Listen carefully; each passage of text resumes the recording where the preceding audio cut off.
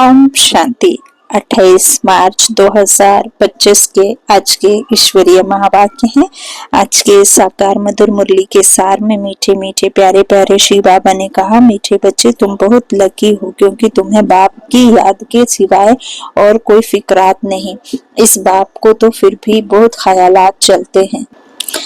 तो बाबा कहते तुम बच्चों को तो कोई फिक्रात नहीं है, देखो तुम्हें सिर्फ बाप को याद करना है। ब्रह्मा बाबा के पास में तो कितने ख्यालात हैं, कितना कुछ है। आप सब बच्चों को तो पका पकाया मिला है ना। बाबा ने तो कितनी मेहनत करी, कितने ख्यालात चले। प्रश्न है बाप के पास जो सपूत बच्चे हैं उनकी निशानी क्या होगी। उत्तर में बाबा ने कहा बेसभी का बुद्धि योग एक बाप से जुड़ाते रहेंगे, सर्विसेबल होंगे, अच्छी रीति पढ़कर औरों को पढ़ाएंगे, बाप की दिल पर चढ़े हुए होंगे। ऐसे सपूत बच्चे ही बाप का नाम बाला करते हैं। जो बाबा को जानकर औरों को बाबा की पहचान देंगे, औरों को बाबा का ज्ञान देंगे, ऐसे सपूत बच्चे ही बाप का नाम बाला करते हैं। जो पूरा पढ़ते नहीं वह औरों को भी खराब करते हैं। यह भी ड्रामा में नोंद है। गीत है ले लो दुआएं माँ बाप की। ओम शांति। हर एक घर में माँ बाप और 2-4 बच्चे होते हैं, फिर आशीर्वाद आदि मांगते हैं, तो वह तो हद की बात है। यह बेहद की बात है, तो यह हद के लिए गाया हुआ है कि ले लो दुआएं माँ बाप की। बेहद का किसको भी पता नहीं है। अभी तुम बच्चे जानते हो हम बेहद के बाप के बच्चे और बच्चियां हैं। वह माता पिता होते हैं हद के। ले लो दुआएं हद के माता पिता की, यह है बेहद का माँ बाप। वह हद के माँ बाप भी बच्चों को संभालते हैं, फिर टीचर पढ़ाते हैं। बाबा कहते हैं बचपन में बच्चों को माँ बाप संभालते हैं, फिर जब शिक्षा प्राप्त करनी होती है तो दूसरी जगह टीचर से जाकर के पढ़ते हैं।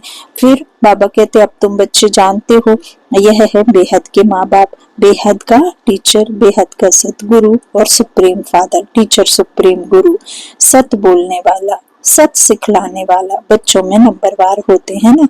लौकिक घर में 2-4 बच्चे होते हैं तो उन्हों की कितनी संभाल करनी पड़ती है। यहाँ कितने ढेर बच्चे हैं, कितने सेंटर्स से बच्चों के समाचार आते हैं। यह बच्चा ऐसा है, यह शैतानी करता है, यह तंग करता है, विघ्न डालता है, वरना तो इस बाप को रहेगा ना। प्रजापिता तो यह है ना। कितने ढेर बच्चों का ख्यालात रहता है।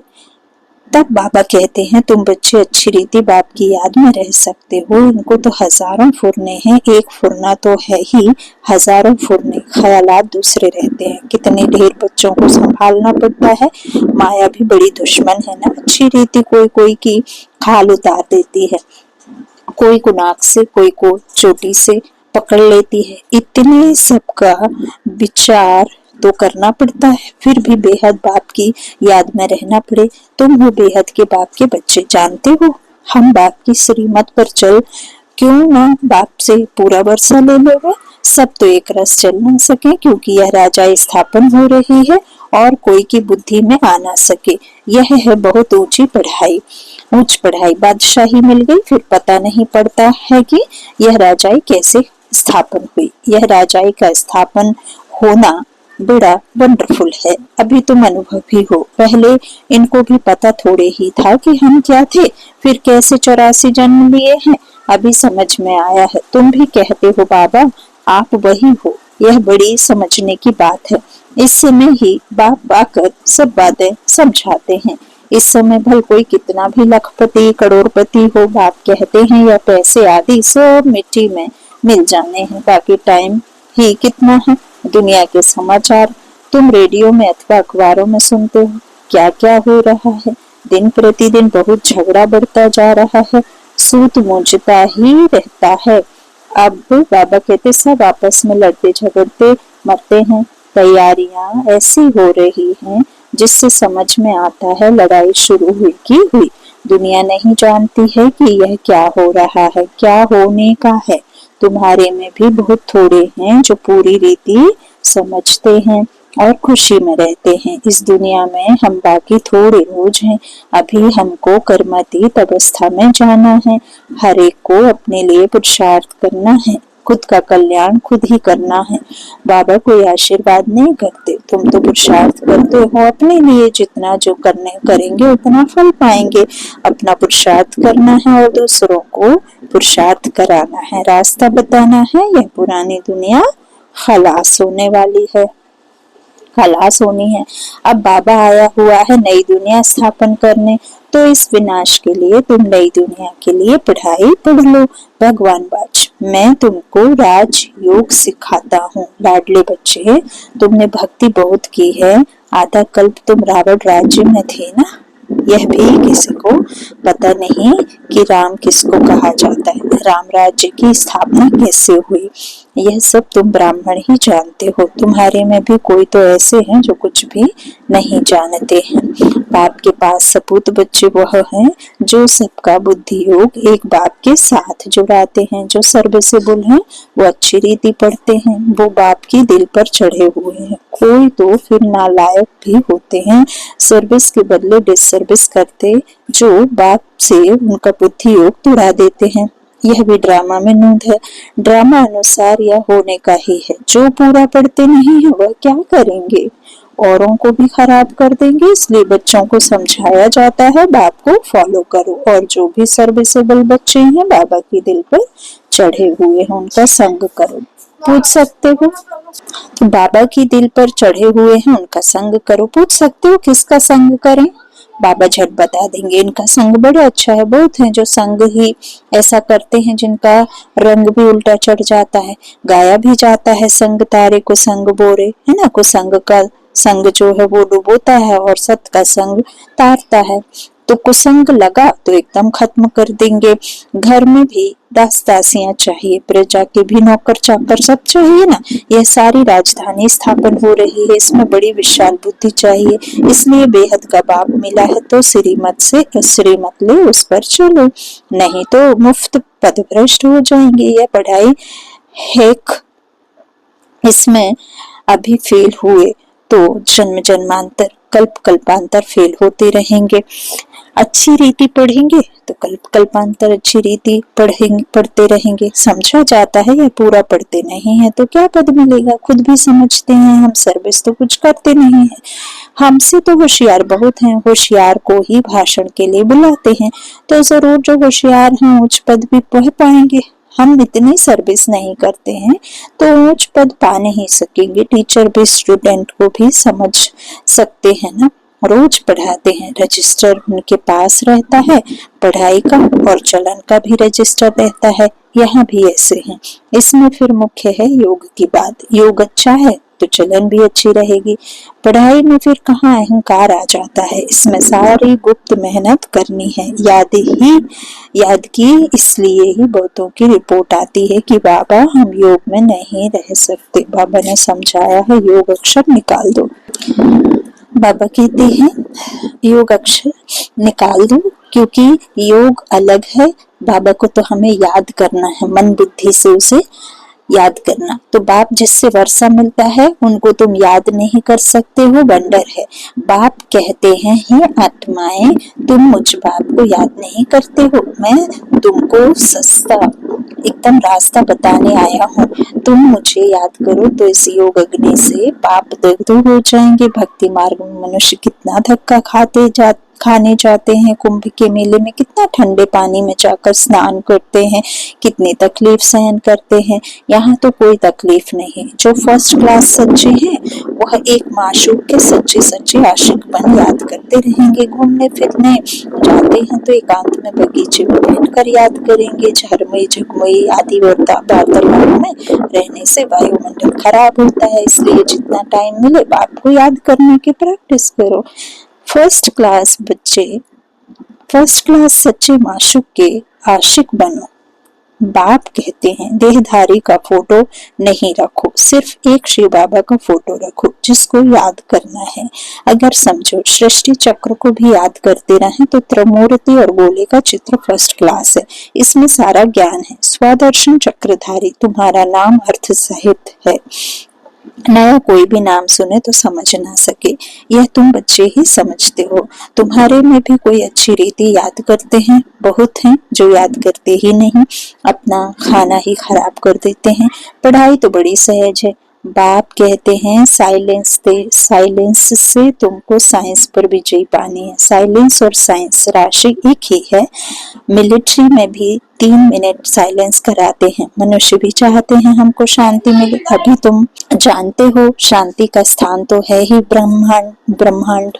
जिस ब्रह्म तत्व में हम आत्मा इतनी छोटी बिंदी रहती हैं, वह सब आत्माओं का झाड़ तो वंडरफुल होगा ना। मनुष्य कहते भी हैं प्रकृति के बीच चमकता है अजब सितारा। बहुत छोटा सोने का तिलक बनाए यहाँ लगाते हैं। आत्मा भी बिंदी है। बाप भी उनके बाजू में आकर बैठता है। ब्रह्मा बाबा की आत्मा के साइड में बाजू में। साधु संत आदि कोई भी अपनी आत्मा को जानते नहीं, जबकि आत्मा को ही नहीं जानते तो परमात्मा को कैसे जान सकते। सिर्फ तुम ब्राह्मण ही आत्मा और परमात्मा को जानते हो, कोई भी धर्म वाला जान नहीं सकता।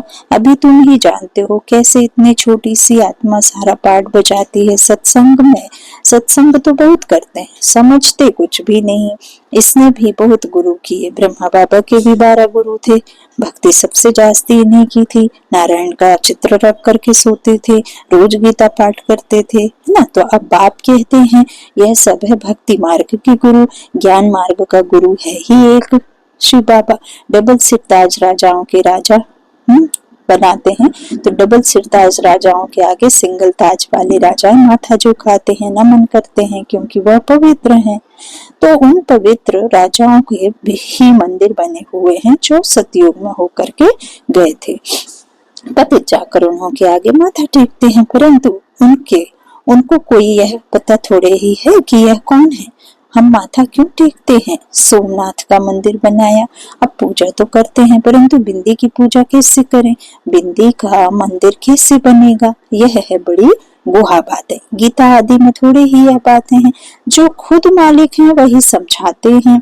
तुम अभी जानते हो कैसे इतनी छोटी आत्मा में पाठ नूंधा हुआ है। आत्मा भी अविनाशी है, पाठ भी अविनाशी है। वंडर है ना। यह सारा बना बनाया खेल है। कहते भी हैं बनी बनाई बन रही। ड्रामा में जो नूंद है वह तो जरूर होगा, चिंता की बात नहीं। तुम बच्चों को अब अपने आप से प्रतिज्ञा करनी है कि कुछ भी हो जाए आंसू नहीं बहाएंगे। फलाना मर गया, आत्मा ने जाकर दूसरा शरीर ले लिया, फिर रोने की क्या दरकार? वापस तो आ नहीं सकते। आंसू आया, नापास हुआ, इसलिए बाबा कहते प्रतिज्ञा करो कि हम कभी रोएंगे नहीं। परवाह थी पार ब्रह्म में रहने वाले बाप की, वह मिल गया तो बाकी क्या चाहिए। बाप कहते हैं तुम मुझ बाप को याद करो। मैं एक ही बार आता हूँ यह राजधानी स्थापन करने लिए। इसमें लड़ाई आदि की कोई बात नहीं। गीता में दिखाया है लड़ाई लगी, सिर्फ पांडव बचे। वह कुत्ता साथ में ले पहाड़ों पर गल गए, जीत पहनी और मर गए। बात ही नहीं है ठहरती। यह सब है दंत कथा। इसको कहा जाता है भक्ति मार्ग। बाप कहते हैं तुम बच्चों को इससे वैराग्य होना चाहिए। पुरानी चीज से नफरत होती है ना। नफरत कड़ा अक्षर है, वैराग्य अक्षर मीठा है। जब ज्ञान मिलता है तो फिर भक्ति का वैराग्य हो जाता है। सतयुग त्रेता में तो फिर ज्ञान की प्रारब्ध 21 जन्मों के लिए मिल जाती है। वहां ज्ञान की दरकार नहीं रहती। फिर जब तुम वाम मार्ग में जाते हो तो सीढ़ी उतरते हो। अभी है अंत। बाप कहते हैं अब इस पुरानी दुनिया से तुम बच्चों को वैराग्य आना है। तुम अभी शूद्र से ब्राह्मण बने हो, फिर सो देवता बनेंगे। और मनुष्य इन बातों से क्या जाने। भल विराट रूप का चित्र बनाते हैं, परंतु उसमें ना चोटी है ना शिव है। कह देते हैं देवता क्षत्रिय वैश्य शूद्र। बस शूद्र से देवता कैसे कौन बनाते हैं यह कुछ नहीं जानते। बाप कहते हैं तुम देवी देवता कितने साहूकार थे, वह सब पैसे कहाँ गए? माथा टेकते टेकते टिप्पण घिसाते पैसा गवाया। कल की बात है ना। तुमको यह बनाकर गए, फिर तुम क्या बन गए हो। अच्छा, मीठे मीठे सिकीला दही बच्चों प्रति माता पिता बाप दादा का याद प्यार और गुड मॉर्निंग। रूहानी बाप की रूहानी बच्चों को नमस्ते। हम रूहानी बच्चों की रूहानी माता पिता बाप दादा को याद प्यार और गुड मॉर्निंग। शुक्रिया बाबा, शुक्रिया। धारणा के लिए मुख्य सार है। पहला बाबा ने कहा, झरमय झगमय पर चिंतन के वार्तालाप से वातावरण खराब नहीं करना है। एकांत में बैठ सच्चे सच्चे आशिक बन अपने माशूक को याद करना है। दूसरा, अपने आप से प्रतिज्ञा करनी है कि कभी भी रोएंगे नहीं, आंखों से आंसू नहीं बहाएंगे। जो सर्विसेबल बाप की दिल पर चढ़े हुए हैं उनका ही संग करना है। अपना रजिस्टर बहुत अच्छा रखना है। वरदान दिया बाबा ने, पावरफुल वृत्ति द्वारा मनसा सेवा करने वाले विश्व कल्याणकारी भव। विश्व की तड़पती हुई आत्माओं को रास्ता बताने के लिए साक्षात बाप समान लाइट हाउस माइट हाउस बनो। लक्ष्य रखो कि हर आत्मा को कुछ ना कुछ देना है, चाहे मुक्ति दो चाहे जीवन मुक्ति। सर्व के प्रति महादानी और वरदानी बनो। अभी अपने अपने स्थान की सेवा तो करते हो, लेकिन एक स्थान पर रहते मनसा शक्ति द्वारा वायुमंडल वाइब्रेशन द्वारा विश्व सेवा करो। ऐसी पावरफुल वृत्ति बनाओ जिससे वायुमंडल बने, तब कहेंगे विश्व कल्याणकारी आत्मा। स्लोगन है, अशरीरीपन की एक्सरसाइज और व्यर्थ संकल्प रूपी भोजन की परहेज से स्वयं को तंदुरुस्त बनाओ। अव्यक्त इशारे, सत्यता और सभ्यता रूपी कल्चर को अपनाओ। अब अपने भाषणों की रूपरेखा नई करो। विश्व शांति के भाषण तो बहुत कर लिए, लेकिन आध्यात्मिक ज्ञान व शक्ति क्या है और इसका सोर्स कौन है, इस सत्यता को सभ्यता पूर्वक सिद्ध करो। सभी समझें कि यह भगवान का कार्य चल रहा है। माताएं बहुत अच्छा कार्य कर रही हैं। समय प्रमाणियां भी धरनी बनानी पड़ी, लेकिन जैसे फादर शोज सन है, ऐसे सन शोज फादर, तो तब प्रत्यक्षता का झंडा लहराएगा। अच्छा, ओम शांति।